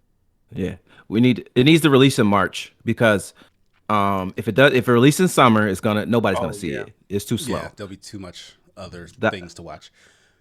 Yeah, the holiday season, they might hit or miss depending on it, because Marvel hasn't really like their like later half movies haven't been the best. They know that they're like the cream of the crop of like ticket sales and everything is summertime. So like they're gonna do it like between May to September. Don't release a movie because you're gonna get pushed out by Marvel. I'm sorry. I don't know what else to tell you. And their whole But slate got pushed back too, so they're gonna like yeah, 2026 and 27 is yeah. jam packed full of stuff. But hopefully, I just hope that it does get it. It's gonna be expensive though, because all the people he had in his game were like really expensive to get into his game. So it's gonna be an expensive ass movie. I don't know if it's gonna recoup the budget as much as it will. I would guess that even Hollywood actors accept lower payment to do video game work than to do actual like Hollywood movies. Probably because It's union, probably. yeah, like something like that, and probably because like the workload is, I believe, is less. Like I'm pretty sure he's having them do mocap. So like I'm not sure how comparable that is, but like in most cases, I think they get these big celebrities and they just do voice work, which they definitely don't get paid the same as like being on screen proper. Yeah. But like using their likeness, using the mocap, maybe it gets comparable, but I still am of the mindset that it's cheaper. So they'll be asking for like their full check if he's gonna get them all back in the movie. Now hear me out though. Like let's say they just did like a Death Stranding stop motion animation movie. Think about that. That's probably even more expensive. I know, but just think about it. But hey, if you got Leica to do it, then it would then you could bring in like different kinds of like auteurs, like an auteur in the world of animation. You know what? We could go off on a tangent about like how we want this movie to be. Also, I will say, if you want someone who's not interested to watch it, make it stop motion. Yeah, exactly. I wouldn't put that past Kojima just to have a whole stop motion section It would in the be middle. awesome. You know what? That'd be great. I would appreciate that. Yeah. I feel like that would work with the sort of weird creepiness that I think the game's supposed to have. I'm not sure. Yeah. Of like otherworldliness and just uncertainty and that like discomfort that you're supposed to have. I think stop motion would honestly nail it. I'm with Jesse. Like I'm a strong believer stop motion should be in a lot of things. Like Doctor Strange and the Multiverse of Madness, they should have landed in a stop motion universe. Yeah, that would have been cool. That would have been super cool. I also like that you said I'm with Jesse on this one. You're the one who brought this up. So.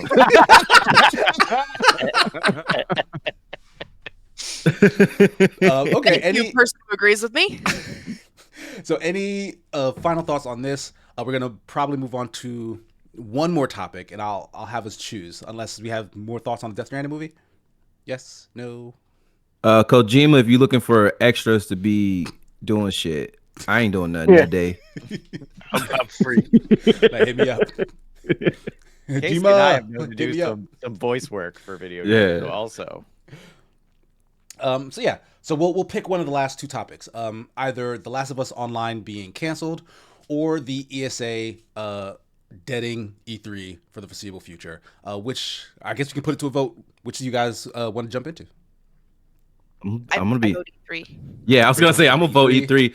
Multiplayer mode being canceled doesn't really. I mean, it's all right, fair enough. Jeff and Jesse don't feel strongly. No, I'm good. All right then. So we'll skip over the Last of Us stuff. ESA says E3 is no more.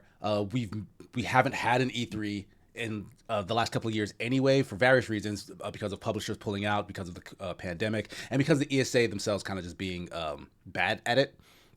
But they're basically telling us like, hey, we tried. It's over.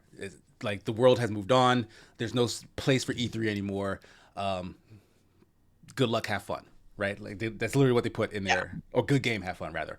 That's what they put in their kind of send off tweet. Which, as much shit as folks have been giving E3 the last couple of years, I think this is still pretty sad. Like it is legitimately the end of an era. We're having a lot of ends of eras lately, but like this one kind of stings. Because I'll start off by saying I always wanted to go to E3 as press. Like I wanted to be a part of the industry and attend it.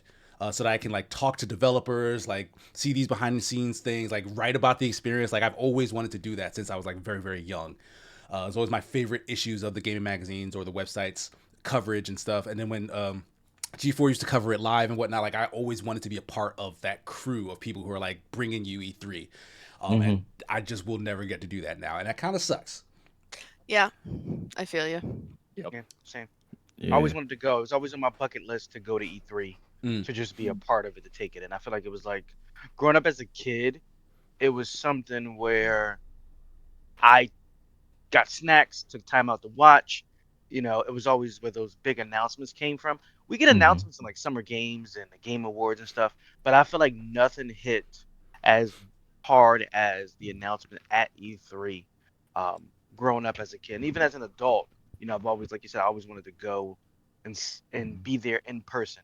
Mm-hmm. There's so many people there. Once it opened up to the public, I probably wouldn't have gotten it done much, but just the experience of being there and seeing everything that goes into it and remembering this as stuff I was watching as a kid just would have been great. And it was like the Super Bowl for video games growing up. You know what Yeah, I'm saying? very Like much so. it was just like Mm-hmm. this is where everything's going on, and everybody was showing off their stuff. And I remember when they first announced it was like a shadow drop for like the Sega Saturn. They were like dropping it that day or something like that. Yeah, And that ended up being a mistake. yeah, it was a mistake, but those are some of the ones I remember. But like, it's sad to see it go. I feel like it just didn't evolve with the times, and it changed hands multiple times, and I feel like they didn't embrace the the change in the world as everything was going on. They had an opportunity, and I feel like they dropped it. And Jeff Keighley just kind of like picked it up. Mm-hmm. Yeah, he struck. Yeah. Yeah, I think because we know that E3 has kind of been like dropping off for a while because it was even before the pandemic because the major publishers were starting to realize it's easier, cheaper, and less labor intensive for us to put on our own shows, the State of Play, the Nintendo Direct. My issue with that, what I mourn, is that E3 felt like an event where anything could happen because the Mm-hmm. the publishers, the game creators, the publishers, they didn't control the show. They didn't have their hands on the reins. That was the ESA. So, you had fun things like the console reveals at E3. Anyone remember the Xbox One reveal? Yes. Mm, Oh my god. always Yeah. online. They were not the ones in control of the narrative. Nowadays, it feels like, we've got a big Xbox event coming up. It's like, okay, Xbox, has like a whole like list. We have a whole list of like Xbox games that are coming up, so we pretty much know what we're going to see at the event. It does take a little bit of the Mm-hmm. fun out of it. Yeah. And Mm-hmm. my concern is that without E3, and I know we've got Summer Game Fest and the Game Awards, but I think I'm not as sanguine about having everything be in Jeff Keighley's hands. But No.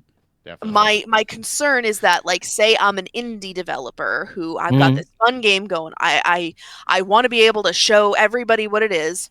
If I don't want to appear, if I don't have the money to appear at Jeff Keighley's event, or I Uh-huh. don't have like the connections to appear there or whatever, my only hope of getting this game out in front of the public is to hitch my wagon with one of the three major console manufacturers because they're the ones who have all their big shows are like their own stuff now. Mm-hmm. Yeah. And there's not like I don't think we're ever going to have like the magic of to me it was magic of the Unravel reveal. Mm. Yeah. That one always touched me because I remember I remember his hands shaking when he showed us all the little Yarny puppet, and I was so touched. It was like this means something to this man. He's so emotional right now. Wow. Yeah. Yeah. Yeah.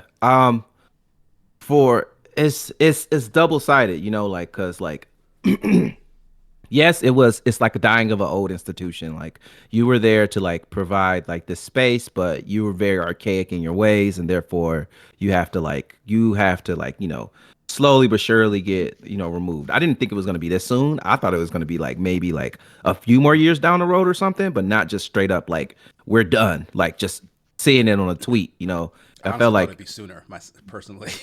oh wow. I But really did.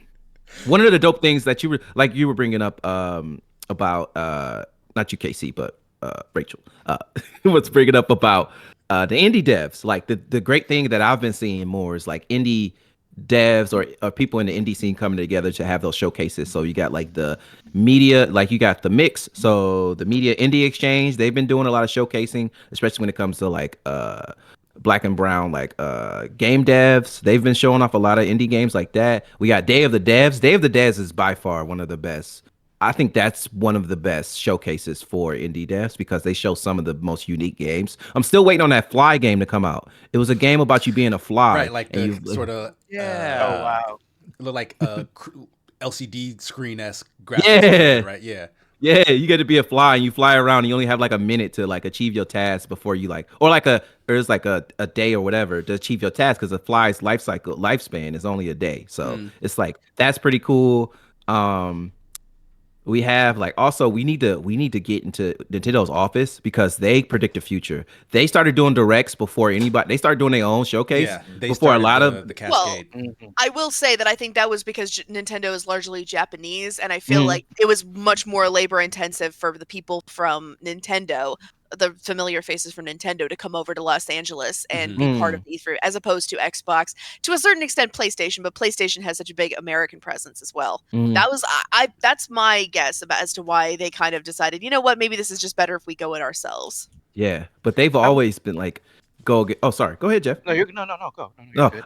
I was just gonna say Nintendo's like always like either they like set the trends or they're ahead of the curve when it comes to like what it is that like when it comes to like having that connection with their customer base, their consumer base.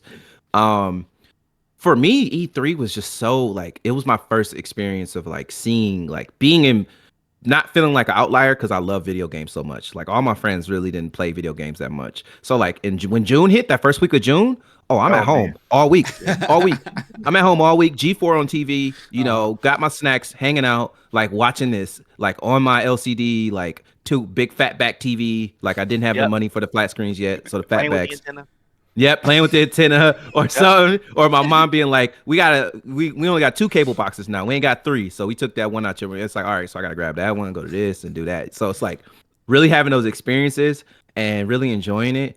And yeah, it is sad to see it go, but like the way that we get information about video games has changed so drastically now, Mhm. Mhm. and it's so much more accessible. Like the fact that you can just join a studio's Discord and they just give you updates like every other day or every Right. day, Yeah. Mhm. which is like Yeah. so like if like it takes away like the kind of like celebrities, takes away that like ominous presence of like what is the secret behind this, what is the secret behind it, and it gives you access without giving away too much, and it's Yeah. like, ooh, this That is was great. that was a lot of that mystique, right? Is that Mm-hmm. you like the general public couldn't see E3 until it was basically funneled through this like, oh, I went to this place where all Mm-hmm. the video game companies met in a secret conclave and here's Yeah. all the stuff that came out of it and it's like all these big exciting news stories. Yeah. Like that's what kind of made it so like Mm-hmm. amazing to like the general public to the point where like I wish I Yeah. could be there like where that magic is happening. And like yeah, Yeah. over time like the digital world kind of just kept eating away at the mystique, Mm-hmm. which was good to a certain extent. It was like okay, now I can feel like I'm there virtually, Yeah. but now you don't need to be there. Like you just At don't all. need to Yeah. be there. Yeah. Yeah. I and think they and run into this. Yeah. I'm sorry. I think they oh, just ran into the same yeah, problem go ahead. GameStop ran into, where they Yes. didn't evolve with Mm-hmm. digital, and where they could have gotten on the ground running with it, they missed their opportunity, and someone beat them to the punch, and now they're suffering. My only question is I saw E3 as something of gaming history. Uh-huh. I feel like companies don't respect the or understand the importance of keeping certain things alive as far as like a historical or Hmm. because it's been the past until it becomes them. Yeah. You know what I'm saying? Like they Mm-hmm. don't see it like, obviously, no one cares about GameStop. Like, well, they should do everything's digital now, blah blah blah blah blah. And then when it's gone, it goes to the next person. Let's say nobody goes to Walmart to buy video game accessories anymore. Everybody buys everything online. Now Walmart's gone. So it's like, and now E3's gone. Let's say nobody, I don't know, this is a little bit harder with Microsoft, Nintendo, or Sony, where something that they provide, which people are used to, now nobody's buying it from them. Where I feel like GameStop, E3, collectively with Nintendo, Sony, and Xbox, could have kept those companies alive. They've kind of been the reason why they're dead. Also, they're responsible for most of it, Hmm. but the gaming industry, the corporations could have helped keep these entities alive by some of the decisions that they made. Hmm. And then it's like, well, what's the next thing we're gonna lose to time or to history Hmm. because of the evolving decisions that are made in technology? Hmm. Yeah, and the thought, I think the thought about just anything that's quote unquote hemorrhaging money or like siphoning money out is bad.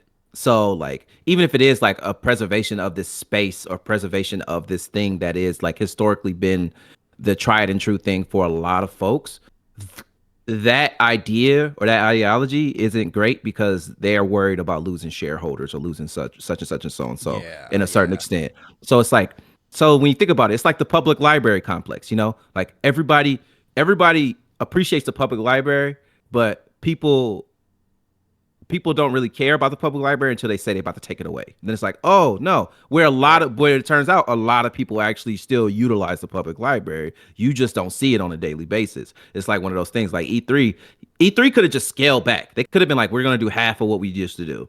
And just keep that thing going. Like like the historical context, like you said, of like really keeping it going, really having that space and being that staple or that staple of like, we do this every year. We've been doing it every Right. year and we're gonna keep doing it every year, regardless of who's involved and who's not. This is for you. This is for us.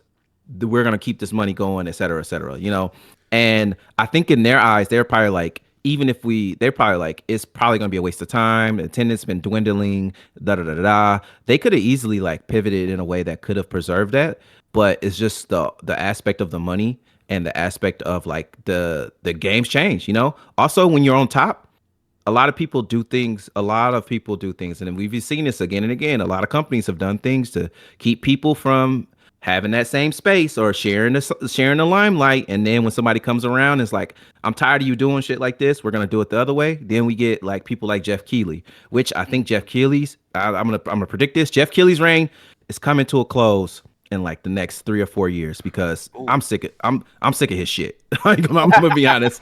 I like the fact that he has platforms and stuff, but man, you got to get out the front of it, man. Why you in the Somebody front else of should be everything? hosting. Yeah, Yeah, man.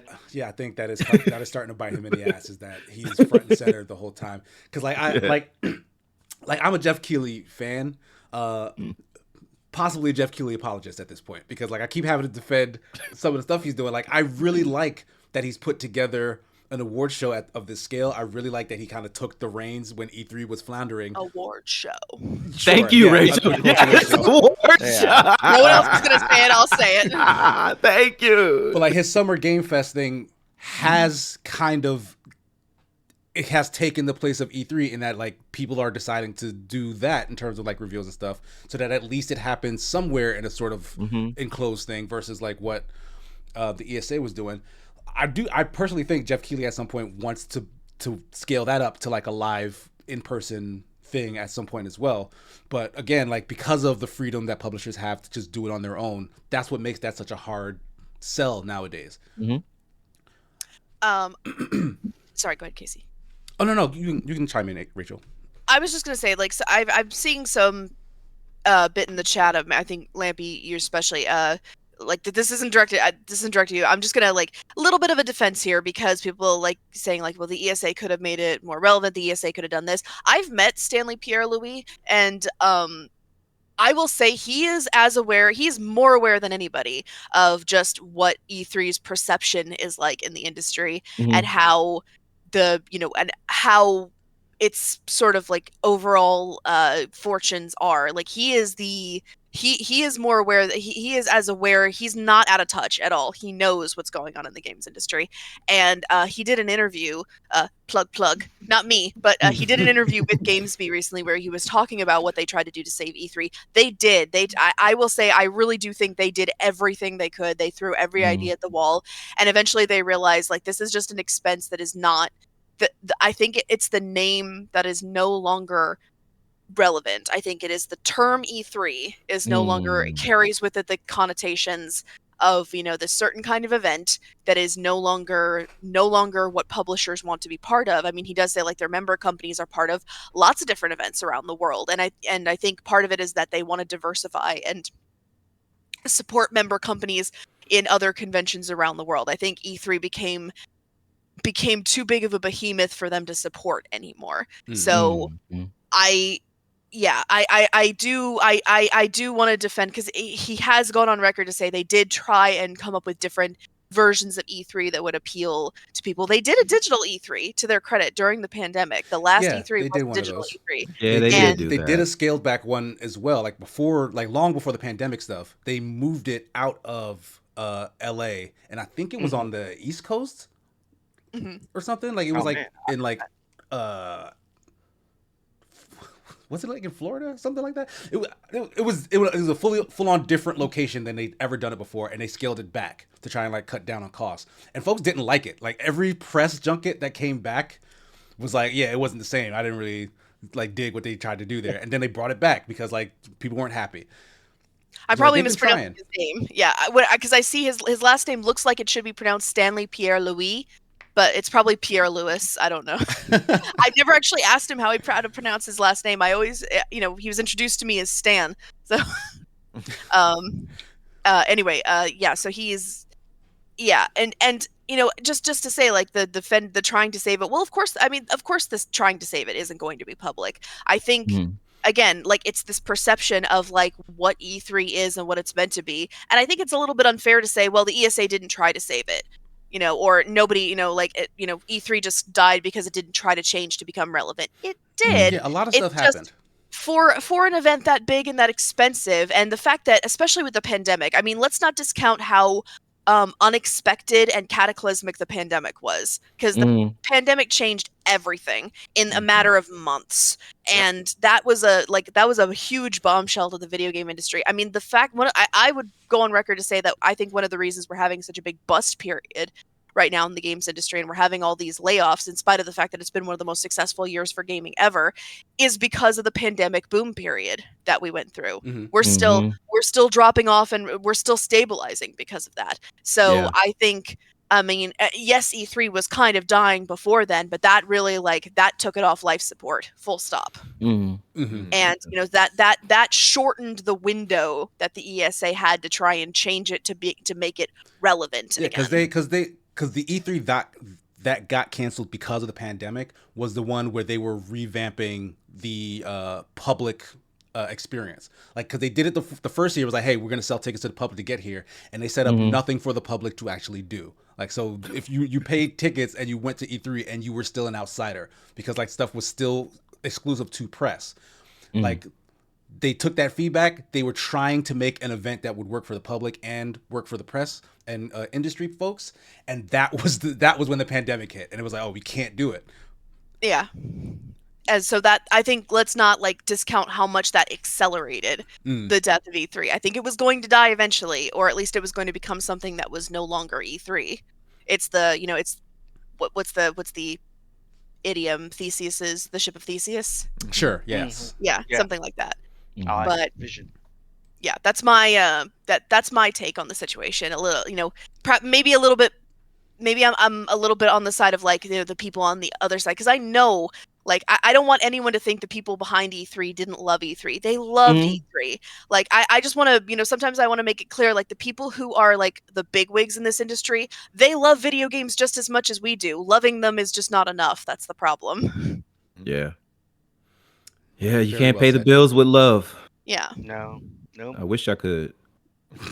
Some of us have tried. Yeah. It's Some like, of us- yes, there are people. Yes, there are people in the industry who are only in it for the money and who only see things in terms of money. Absolutely, but I mean, way more people at the top than you realize are just that just absolutely love video games, and they want the best for the industry. It's just different people have different ideas of what the best looks like.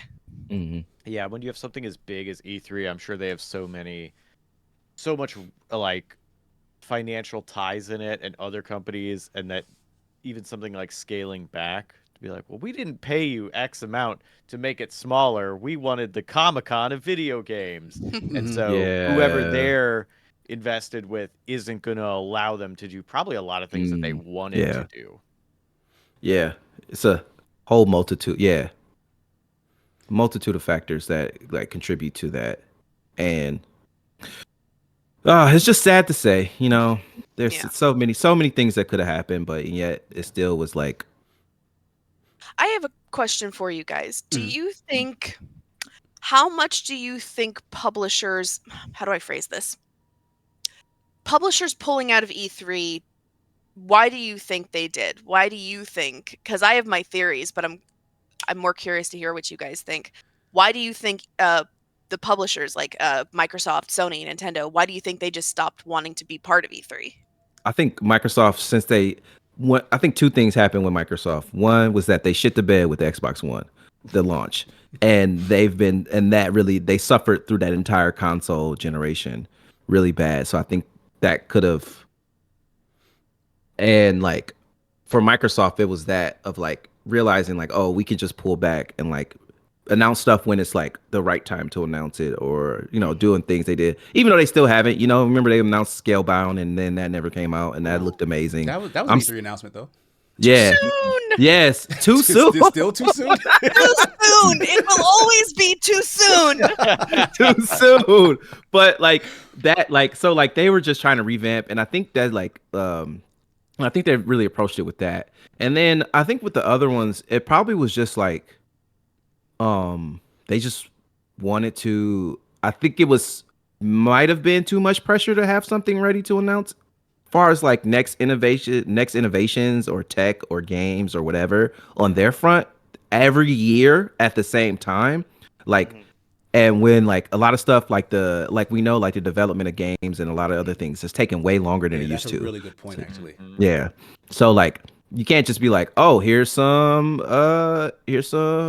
like some early stage designs of Uncharted 4, and it's just blocks Like and you are 100% right, because they did start doing that. E3 started going like, oh well, all we got to show you is some devs talking, and like here's some computer screens, and here's a concept art thing, and folks was like, absolutely not. You better get that off my E3 stage. So I think another thing. Oh no, go ahead. No, I was gonna say that I think that's what it was. Yeah. I agree. Like I honestly think like that. Oh, I'm sorry, Jeff. You were gonna jump in? I think another part of it is that they were confined to the way E3 was set up. They had to present things in the same manner as the next developer. I mean, as the next studio, whatever it is. When they have their own, they can run it how they want. Like we seen one where it was just, oh, all these games are coming year one, and they start showing all these games and all these different trailers after trailer after trailer after trailer. E3 is more somebody got on, they made a presentation, they showed something, they get off, and they kept repeating the same thing. Here they get to control the way they present stuff, what format they present it in, and then that it's all about them for that day. They don't have to share time with someone else. You know what I'm saying? Where everything that's presented that day they're going to be the talk of that day, whether good or bad. They're the talk of that day that they do their presentation, where on E3, they share that spotlight with everything else. They might announce something that they think is a hit, and then somebody else comes on and announces a bigger hit. They get overshadowed by that bigger hit. Yeah. And now the whole narrative is about them, like Rachel said, is they can control how things are presented, how they want to present it, and what message they send out. Like that is 100% true. And I think we have Nintendo to thank or blame for that. Because the same way how Cortez was saying, like Microsoft was like, oh, they took a beating on the Xbox One, and it was like, all right, maybe we should rethink how we let our messages go out there, because if we just throw it out on that stage, like we're basically being served up to the competition in certain ways, right? Nintendo had a similar situation where I think they were on a down year. Like they released the Wii U, they did not get anywhere near as much in sales as they wanted, and they looked at E3 as like an expense that they just didn't want to make. So they was like, why can't we just do it ourselves? And they did, because Nintendo innovates, right? Even in this aspect, it was like, we'll just do it ourselves. We don't have to play by the rules of everybody else in this industry. And the rest of the industry sat and watched. Like they didn't know whether that was a thing that would work or not until Nintendo did it. Nintendo did it. It worked to great effect. They're able to control their message. They're able to save all that money on production and travel and crew and like it's mad money to go and put on E3 and like build a booth. Like Nintendo was building big ass crazy booths on the E3 show floor. Like that stuff costs money. And they showed everybody else like you can save on that and just make a video to get your point out. And so over time, everyone else who could did it, and they realized they didn't need ESA anymore because they were following Nintendo's lead. So I think they started that cascade. And eventually it killed E3. Yeah. I mean, all I can think is that I think it does fall to people like us because one of the things about E3 is that E3 was very revealing. Like you couldn't hide the flaws of the Xbox One on a stage like E3. My fear is that if like I don't want to pick on Microsoft, but like if Microsoft controls the narrative, they can control what we see they can make they can polish that up to look as good as they want it to, and people won't realize, oh, it's got this only online requirement, that's really it's just bad for the consumer until it's actually in consumer hands. So I guess, I mean, it falls to people like us now more than ever to say like, hey guys, maybe don't buy an Xbox One. Yeah. Yeah. The Minecraft Legends effect, I think. Where What does that Microsoft mean? like in the same way, the same aspect of like Microsoft controlled the narrative, they made Minecraft Legends look like this so like new innovative experience Oh and yeah, I see take what on you the mean. RTS defense, tower defense thing. And then everybody was like, oh, it's pretty bland and whatever. That did have a good showing. It did. It made me think like, damn, maybe I need to get into Yeah. defense RTS. But then it was like, it's too easy and weird and clunky and don't do it. Yeah. Yeah, I think one of the things that got me about E3 is like the corporification of it, where I know Lampy and some other people are talking about spots where it's like you don't have a moment like when Sony walked out and just said $199 and then walked away, and that was their PlayStation reveal to totally dunk on the Saturn. Like the fact that they had like last time they had like a 55-minute presentation that they had to do. Like there's so much about like the prestige of it where it's like I liked E3. I'm saying earlier about like, oh, I got to tune in, I got to see what's happening, because part of the thing was the personality of it. Like you had, it wasn't the Academy Awards with people in suits and being like, I'm the best actor, no, I make good money and it's cool. It's like you had weird people in t-shirts talking to other weird people, possibly in a button-up, who make a game, and they would just be weird together. And it's like, that's what I wanted. Like, I wanted that sort of casual, strange, sometimes unhinged interactions. And that made it more appealing and fun. And like, when you have, we have a 45-minute presentation.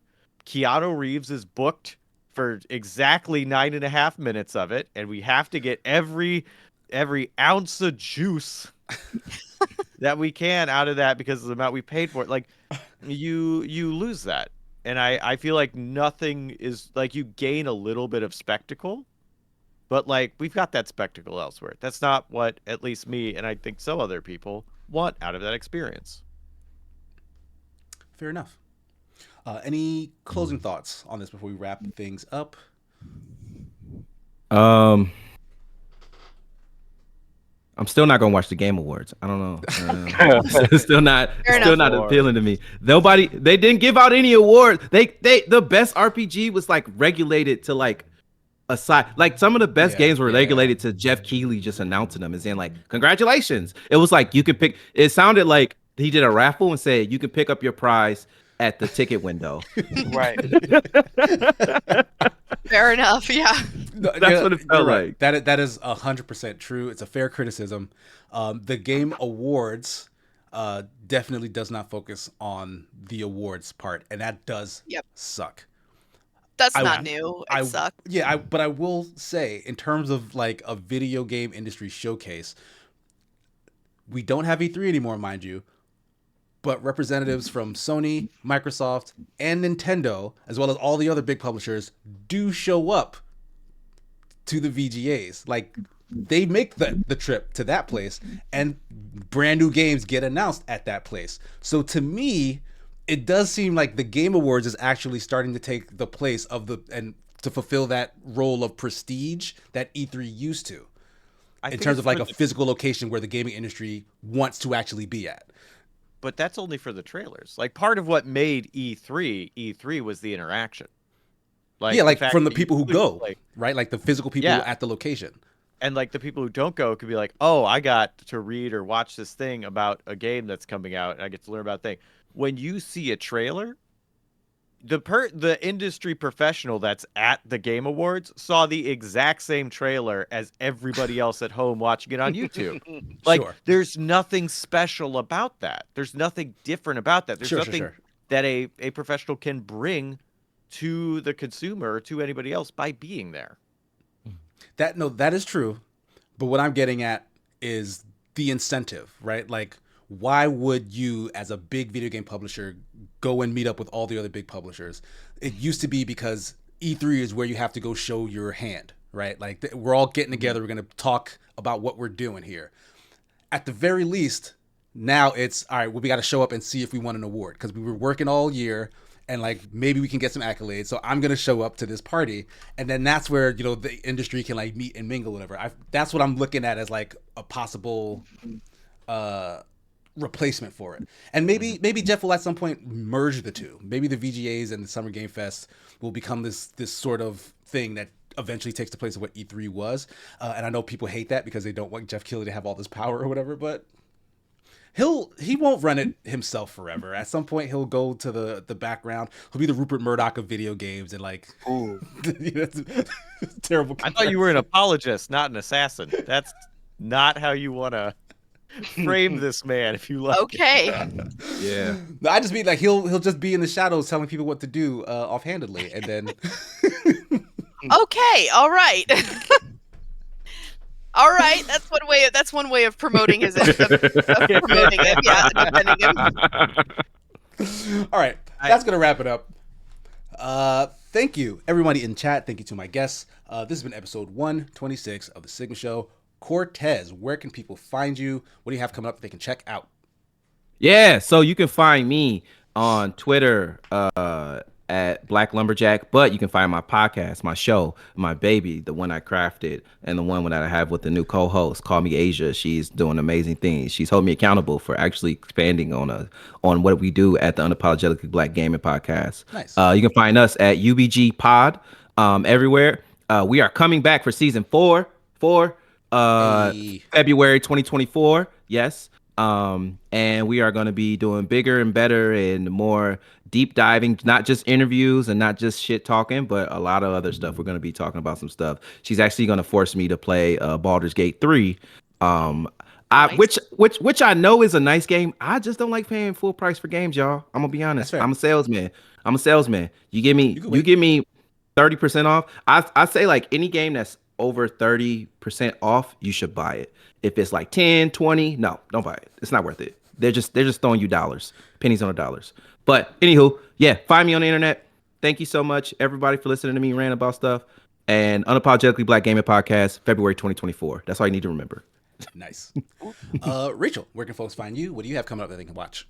You can find me at venturebeat.com, their GamesBeat section. That's where all of my professional writing is. I will say, I haven't mentioned it on the podcast already, my personal stuff, which is like, I know you all were just dying to know about this, my Golden Girls and Perry Mason recaps. I had to put those on hiatus, mostly because I'm working on my end of year stuff, but those are coming back on January 7th and 8th, respectively. But as for my gaming stuff, I also do a daily gaming news update on TikTok. Every business day I cover the gaming news of that day, and occasionally post on the weekends as well. And what other thing? Oh yeah, so projects coming up. In 2 weeks, I am hopefully going to be publishing my big end of year ranking list, which, as I mentioned at the top of the show, that's going to be 90 games. If I have 2 weeks, I have 2 weeks to finish compiling the list, and it's going. And so, keep an eye out for that in the next couple weeks. But in the meantime, if you want to see more of my face, you can see it on TikTok. That's the easiest way to find me. And I also have a link tree as well if anybody wants to find me on other socials.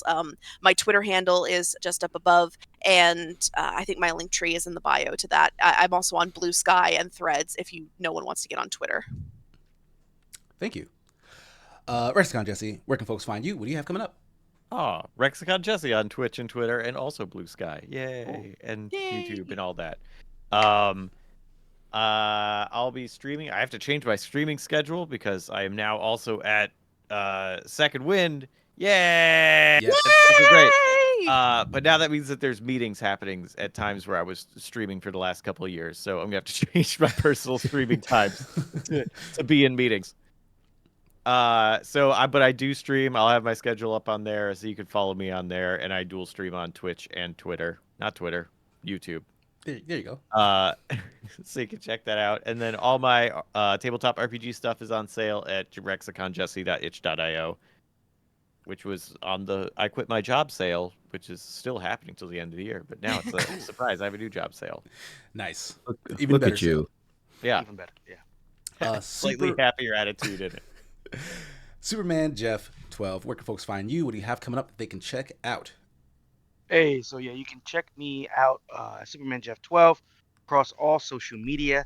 Today, me and Sigma will be doing the Super Smash Sunday stream at 2:30 p.m. Eastern on the Open Party channel. This week I will be doing some streams. I'm probably gonna do some Fortnite and some Cyberpunk 2077 to go over the new DLC. Since my semester ended, and I don't start back until January, so I have some time to do some things. So check it out. Keep an eye on the Open Party Discord, and yeah, we got some stuff coming up. Nice. As for me, you guys can find me at Sigma Gears 9 all over the internet. Like Jeff mentioned, we'll be playing Smash a little later on the Open Party channel, so join us there later in the day, 2:30. Adventures Nigh is back. Like Second Wind got the rights. We are re-releasing all of season 3 on a weekly basis. So we started with episode 1 of season 3 just yesterday. And by the time we get to the episodes that were never released, we will have them ready to go for you guys. So I hope you've been watching. There's a recap video as well. If you haven't seen season 1 and 2, we'll be remastering the first seasons of the first and second season of Adventures Nigh to be uploaded at a later date on Second Wind. So keep an eye out for that as well. Super excited about that. We're also fundraising for season 4. So please do share any and all charity that you can with Second Wind in order to help us fund that season, because we're making a trip. We're going to do it live once again. So Nice. Good times in the future. Outside of that, I mentioned before, me and my fiance are going to be starting some co-op streams in order to kind of fundraise for the wedding that's upcoming. That's not going to start until sometime in January. And on that note, this is the last episode of the Sigma Show until next year. Like, we got holidays coming up for the next couple of weeks. So we'll be taking a bit of a hiatus. I'm even unsure if January 7th, which I think is the first Sunday in January, I'm not sure if we'll do a podcast on that date, because I might have to do some airport driving and stuff. But regardless, if we're gone for 2 weeks or 3 weeks, we will be back. Like, the show's not over, so don't be worried. On that note, I've not been seeing folks send me any ratings for the podcast, in which case I cannot give you free games. We have thousands of codes for games. So if you rate the show and show me so that I can actually find you, please do that, and then I can send you codes for video games as a winner of a raffle that we're doing. I saw someone guessing the title name, which is the other way you can win. No one got it yet. But if you keep sending what are some of the games? What are some of the games? What are some of the games? There's literally thousands of games. I don't remember them off the top of my head, but there's good stuff in there. Matter of fact, if you want a particular game, like, give me something in the genre when you send me your what's the name, and I can probably find something that you want. Like, give me a platform, because like it's for like Steam, it's for like Xbox, PlayStation. Like, there's all sorts of stuff on this list. So like, I can find. I know you one was good. Shredder's Revenge. You got Shredder's Revenge too. Yeah, I gave Shredder's Revenge out to someone already. Oh, see? Yeah, like Jeff gave a contributed code to somebody who rated the show, won it, and that's a great game. Nice. I really like that game. But yeah, that's going to do it for episode 126 of the Sigma Show. Hope you guys enjoyed. Take care, everyone. Have happy holidays and the new year. We will see you in 2024. Yes. Bye. Drink some water, everybody. Bye. Yeah. Okay, I'm going. Yeah.